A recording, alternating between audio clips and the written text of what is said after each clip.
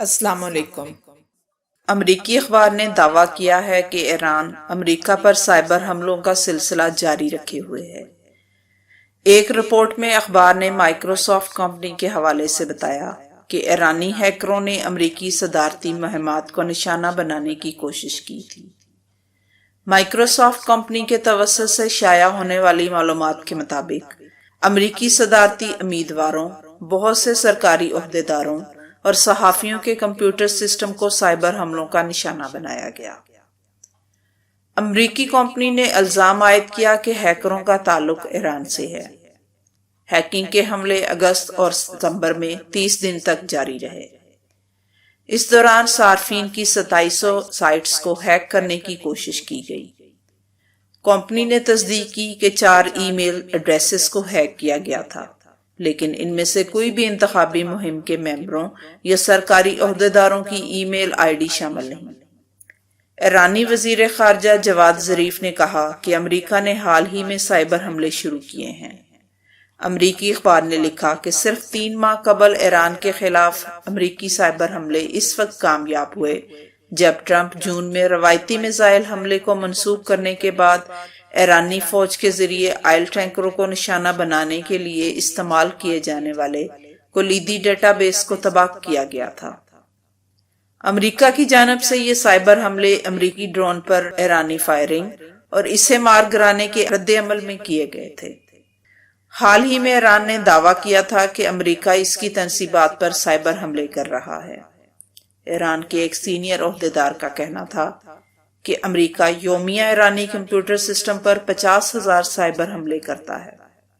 امریکی صدر نے کہا کہ شام میں ترکی نے حد سے بڑھ کر کچھ کیا تو ترکی کی معیشت کو تباہ کر دیں گے، جو ہم پہلے بھی کر چکے ہیں۔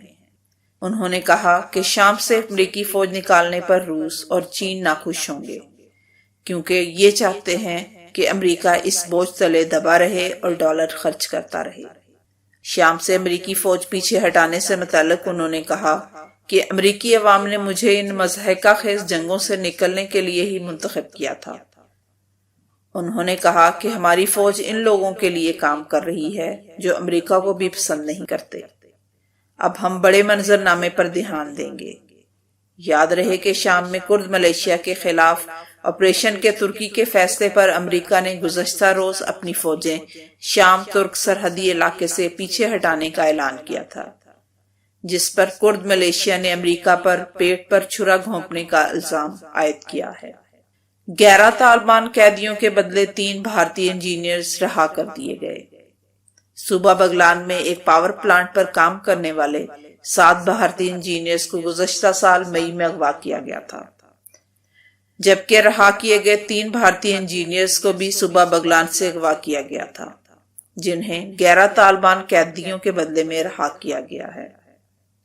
لیبیا کے سابق صدر معمر قذافی کے قتل کے وقت کیا الفاظ تھے؟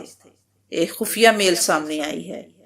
جس وقت لیبیا کے سابق صدر معمر قذافی کو قتل کیا گیا، اس وقت ان کی زبان پر یہ الفاظ تھے: میں نے تمہارا کیا بگاڑا ہے؟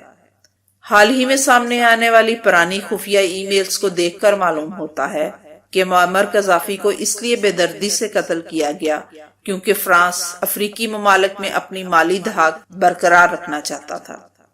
سابق امریکی وزیر خارجہ ہیلری کلنٹن کی 2016 میں سامنے آنے والی خفیہ ای میلز کا حصہ محکمہ خارجہ نے جاری کیا ہے۔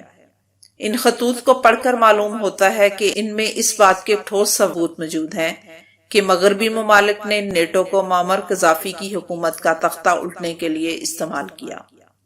نیٹو کی جانب سے قذافی کا تختہ الٹنا عوام کی فلاح کے لیے کیا جانے والا اقدام نہیں تھا، بلکہ اس کا مقصد قذافی کو فرانسیسی اور یورپی کرنسی کی طرح مقامی مشترکہ کرنسی متعارف کرانے سے روکنا تھا، کیونکہ ایسا ہونے کی صورت میں مغربی مرکزی بینکاری کی اجارہ داری ختم ہونے کا خدشہ تھا۔ اپریل 2011 میں ہیلری کلنٹن کو ان کے مشیر نے فرانس کا کلائنٹ اور قذافی کا سونا کے عنوان سے ای میل بھیجی، جس میں واضح طور پر یہ لکھا تھا کہ فرانس کی قیادت میں نیٹو افواج نے لیبیا میں کارروائی شروع کی ہے، جس کا بنیادی مقصد لیبیا کے تیل کا زیادہ سے زیادہ حصہ حاصل کرنا اور ساتھ ہی قذافی کے اس درینہ منصوبے کو ناکام بنانا تھا جس کے تحت وہ افریقہ میں فرانس کے زیر غلبہ علاقوں میں اپنا غلبہ قائم کرنا چاہتے ہیں۔ اس حوالے سے فارن پالیسی جرنل کا کہنا ہے کہ ای میل میں سابق فرانسیسی صدر نکولس سرکوزی کو لیبیا پر حملہ کرنے کے خواہش مندوں میں سرفہرست رکھا گیا ہے۔ اس ای میل میں 5 بنیادی مقاصد ذہن میں رکھنے کے لیے کہا گیا ہے: لیبیا کا تیل حاصل کرنا، خطے میں فرانس کا اثر و رسوخ برقرار رکھنا، ملک میں فرانسیسی صدر کی ساکھ بہتر کرنا، فرانسیسی عسکری قوت کو اجاگر کرنا اور قذافی کے افریقی خطے میں اثر و رسوخ کو روکنا۔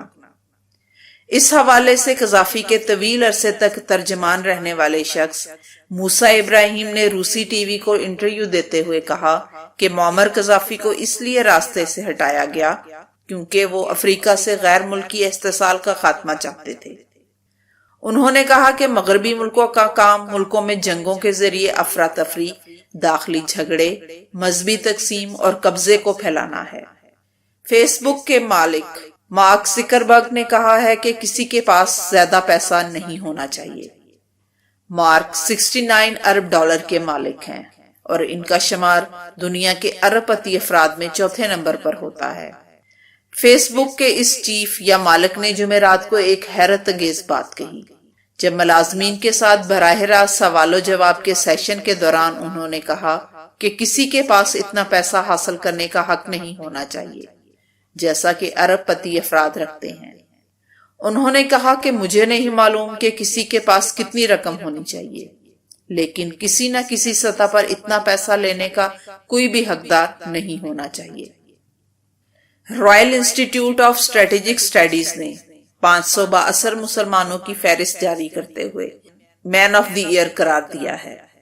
فہرست میں عمران خان دنیا کے 16ویں بااثر مسلمان ہیں، جبکہ فلسطین سے تعلق رکھنے والی کانگریس رکن راشدہ طالب کو وومن آف دا ایئر قرار دیا گیا ہے۔